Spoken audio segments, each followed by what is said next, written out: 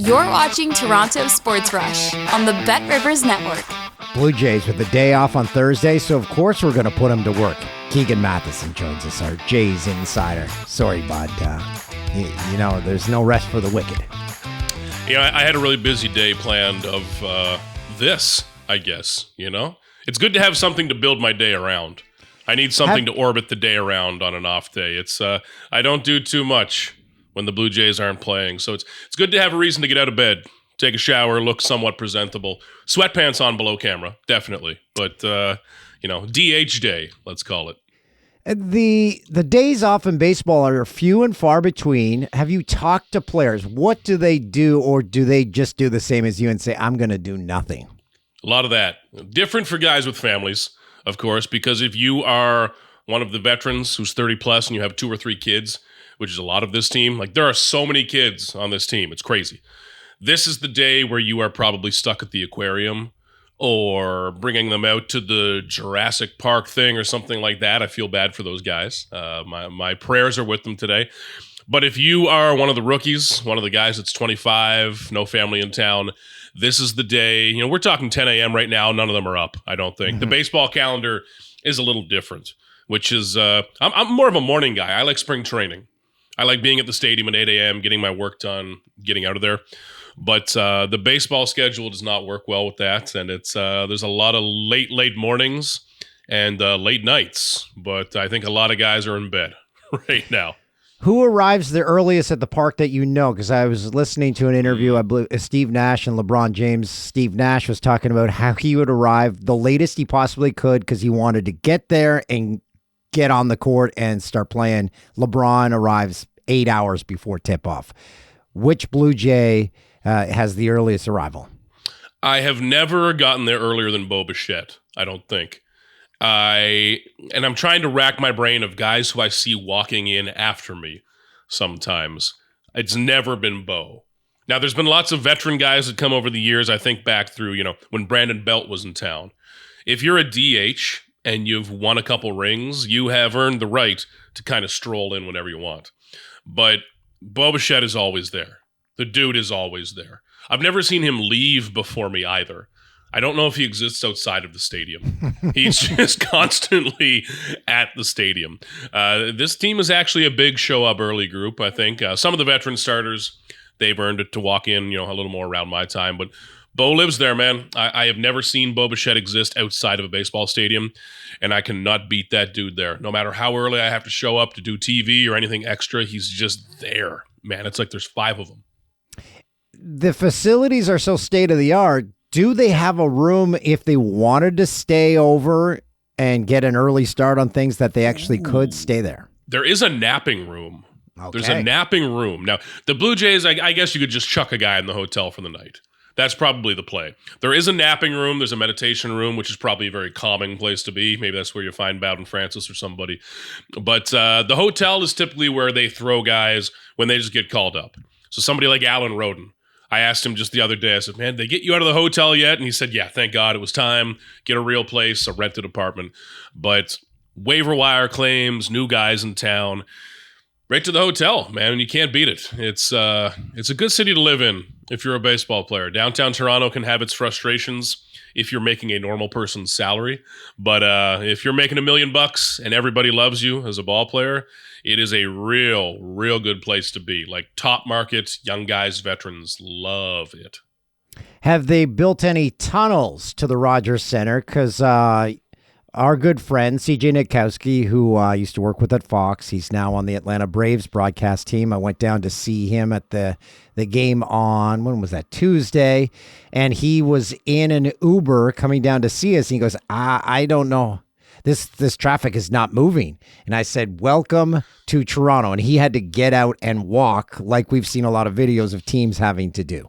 Isn't that like the best advertisement for Toronto? Oh, like seeing so a full NHL team getting out and walking to the stadium.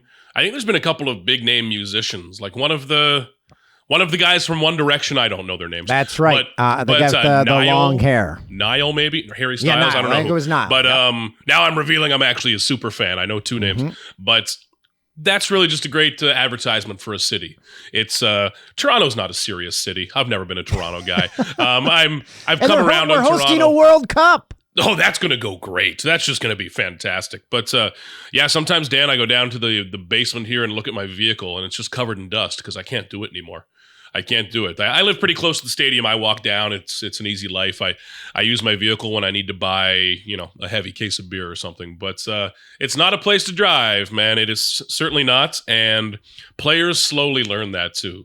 Every year, the young guys will bring up their car. They'll buy something fancy, and then a month later, they're thinking, "Why did I do this?" Yeah. It's a place just to stay close to the stadium. Don't drive. It'll ruin your day. Yeah, I'm a train guy. I take the GO train in. So my friend Brian Bickle and we went down to that game Tuesday, and I like to give my flowers when appropriate. And I have to say, the stadium looks amazing right now. And whatever they did to figure out the lineups for food, they figured it out. It was Looney hot dog night, and we didn't once have to line up for our dogs. But while I give flowers, I still have to point out, with the hot dogs, if we could get them like 2 degrees above room temperature, that would be awesome. I know you're serving a lot of dogs, but just in your storage chambers that you've got them, I know they're pre-cooked and everything, turn it up 10 degrees. That's all I'm asking.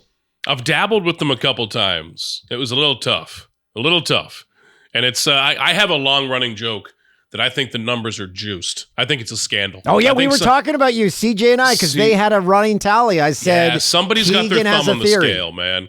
It was up. It was already at 3, 4, 5 before the gates opened. I don't know about that. It's just jumping up at these random amounts. And a good story about that, actually. I like to lose my mind about a few things a season, and I need jokes to keep myself entertained. It's a very long season. It's a very strange job.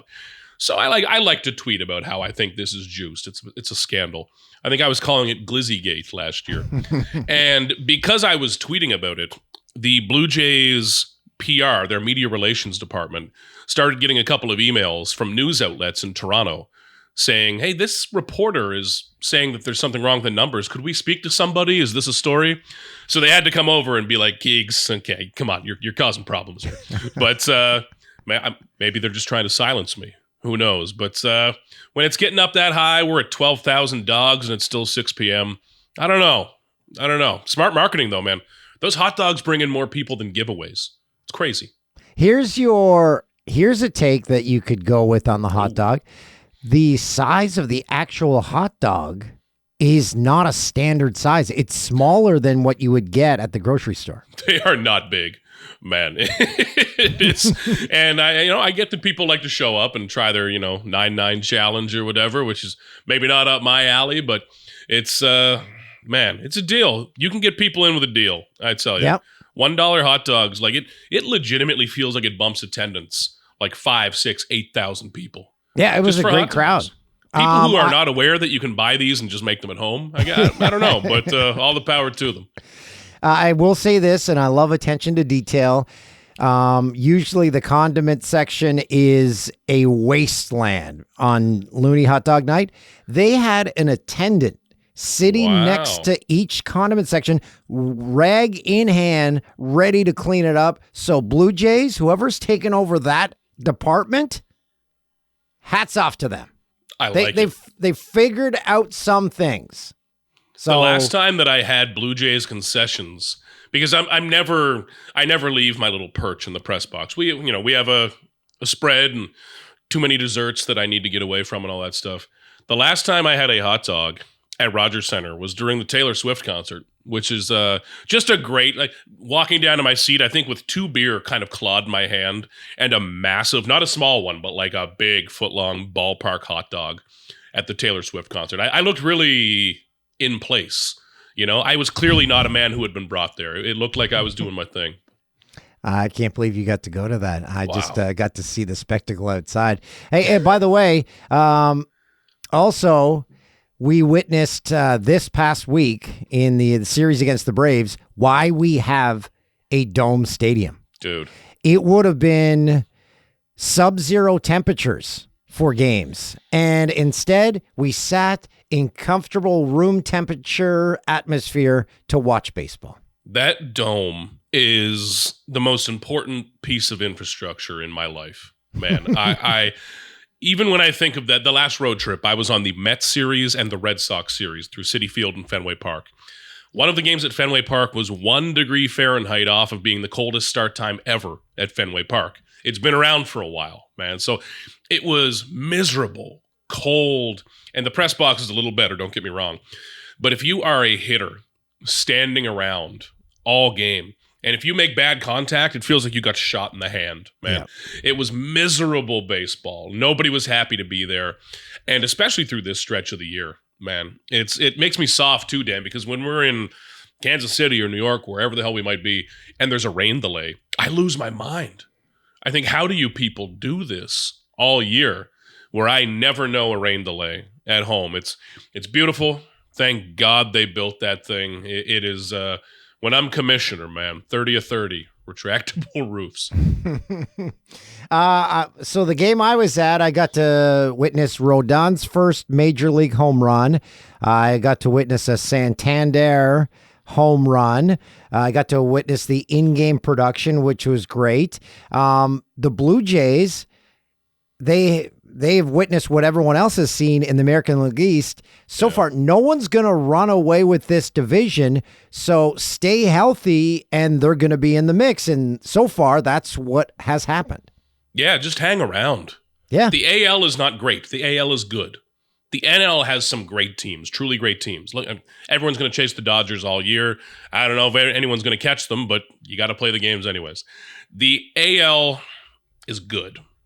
And it feels like this is like a 10-team wildcard race of just hanging around. And why not the Blue Jays?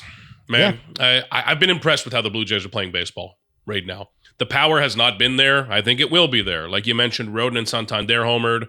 Vladdy homered. When he did that, it's going to keep happening. That's going to blow him wide open. Why not the Blue Jays at this point? Really, I love how they are pitching. Right now, their rotation looks just incredible, and it's going to be incredible, I think. If this offense comes along just a little bit more, and I think they will, this is a team that can stay involved in this all year. And I think we talked about this a couple weeks ago, Dan, but the trade deadline coming up, I view this as a 100-game season first. You got to get to the trade deadline. And the Blue Jays are a team who I think can go nuts at the trade deadline because they can view this as a year where the American League does not have a Goliath. There's not a team you're looking up at like the Dodgers thinking, maybe we get hot and get lucky, but they're the Dodgers.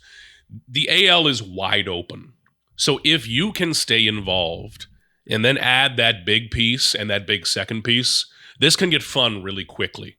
And the Blue Jays look like they're a team that can stay involved in that. I don't know if I would have said that even a few weeks ago, but how they're playing, and Dan, even hearing guys talk about this team, it does feel different than recent years. Hearing Chris Bassett, Bo Bichette, Vladdy talk about this team, you can tell that there were some things that just weren't right the last couple of years. I don't know if that'll all come out, but you can tell some things were off that are on this year. There's a different feel around this team. What was off, do you think? A lot of it's, we heard some from Chris Bassett yesterday, and Chris Bassett is the perfect teaser. He likes to drop these little nuggets along the way. And he said, listen, I credit the front office because they listened to us, they communicated with us, and we talked about some things, he said, analytically, that they didn't like last year. So whether that's how the Blue Jays were getting information, some teams are just blasting a fire hose at their player, saying, here is all the info in the world. You're smarter now. Figure it out. Go play baseball. Well, there's too much. And I think the Blue Jays now are simplifying a lot of this and getting back to what players' strengths are and getting away from trying to be the smartest people in the room. Good. Honestly, I really think that is at the core of this. Baseball has complicated itself. And it's a tricky conversation because so much of that information is valuable and important. But at the end of the day, there is one guy standing at the plate getting a little ball thrown at him 100 miles an hour. There needs to be some room for natural athleticism and confidence in that. And I think the Blue Jays are doing a better job of that right now, very broadly speaking. But a lot of players have said that. Bichette said that. Vladdy said that. The clubhouse is better. They feel so much better about that group in there. Sometimes it's luck. Sometimes there's a little magic kicked in, but this feels like a better group. And it feels like a group that is exhaling a little bit. They've got their shoulders down. Last year, there was a lot of tension. There was a lot of anxiety around this team. They sound loose. They sound good. I really like where this team is right now. Is Myles straw loose? The only reason I mention that is so I'm watching Vladdy smiling. Everyone's smiling. I'm watching Addison Barger. Is it Barger? Barger. Yeah, he plays in right field, his season debut. He's smiling. He's happy to be in the big leagues. And every time they cut to Myles Straw, he's like all business. He's a little looser off the field, but he is dead serious on the field, man. And credit to him. Listen, it's not Myles Straw's fault that he came to Toronto in that weird trade. That the Blue Jays, big picture, they botched. They tried to add some money for Roki Sasaki and didn't get him. It was a really awkward trade, and Myles Straw was at the center of it. That's not his fault. I think people are coming around now on the fact that he's just a very valuable baseball player to this team. He's been one of the better stories of this season for me so far, Dan, and it doesn't need to last forever. These things don't always last a full season. But the value he's given this team while Dalton Varsho has been out, that's worth a win. That's worth a couple wins. That's so important in these tight games. He's chipping in offensively as well. I think now that he probably sticks after Dalton Varsho comes back. And this is all from a guy he's hitting like 350 or something. Yeah, it's amazing. And I didn't expect any of this from Myles Straw. None whatsoever. Won't pretend I was smart and saw it coming. So, man, full credit to that guy. An incredible turnaround for him here, and everybody loves him. So, big credit to Myles Straw. You mentioned Varsho, so let's get our 2 injury updates, Varsho and Scherzer. So, Dalton Varsho is probably had a baby yesterday, I think. Him and his wife, Brooke, were expecting their first baby on Wednesday. So, hopefully, young baby Varsho is here. Got some dad strength coming off of that. We'll see. But after that, he is going to rehab with single A Dunedin, then triple A Buffalo, then get back to the big leagues. So, maybe that's 10 days, a week. So, we're close? End of the month. We're close. Wow, okay. And this is just for him to play in normal games. And this sounds strange, but ideally this gives him a chance to run into a wall or dive or do something that it's like taking a hit in football when you're coming back from an injury. He needs to get out there and be himself. Max Scherzer is a little tougher. And Max Scherzer, I believe, last night on Wednesday, visited with a second-hand specialist. Now, you typically don't visit a second doctor if the first one says everything's great. We all know that old adage. But Scherzer was throwing again, then it felt sore. He got a cortisone shot, and it still felt sore. It seems like he and the Blue Jays are stuck in a weird cycle here of trying to figure this out. And they sound optimistic, but this is something where we're going to need to see it work, frankly, with Scherzer, because we keep seeing these setbacks and the soreness with his thumb. And he says that he needs the thumb to be 100%, because if you change how you're gripping the ball, your arm angle, anything like that, there goes your shoulder, there goes your elbow. So they're going to be careful with this, but man, they need him. They need somebody in that spot, because Easton Lucas, 2 great starts, 1 pretty bad one. We'll see how that holds up, but Scherzer does not sound close right now. We'll see tomorrow what the update is, but it's a tricky one. It's a little cloudier, and cloudy is not good when you're talking about injuries to a 40-year-old starter. Worst case scenario, he never pitches again for the rest of the season. Jays are on the hook for that contract, and he, pitched 3 innings? Hey, still gets a ring, though, you know? Yeah, of course. Yeah. We'll see. Do you get a ring, though?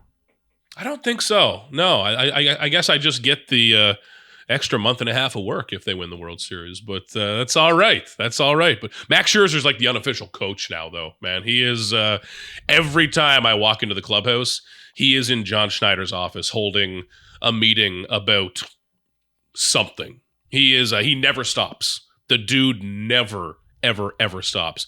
He has opinions on bunting that he can talk to you about for 6 hours. Like, it is unbelievable, this guy. So he's a player coach. That's perfect. Totally. That's how we'll have to frame it. You know, get a little bit of that 15 mil back. Keegan, enjoy the weekend with the Mariners. Stay warm, and we'll see you back here soon. You got it, Dan. Thank you. Thanks for watching Toronto Sports Rush on the Bet Rivers Network.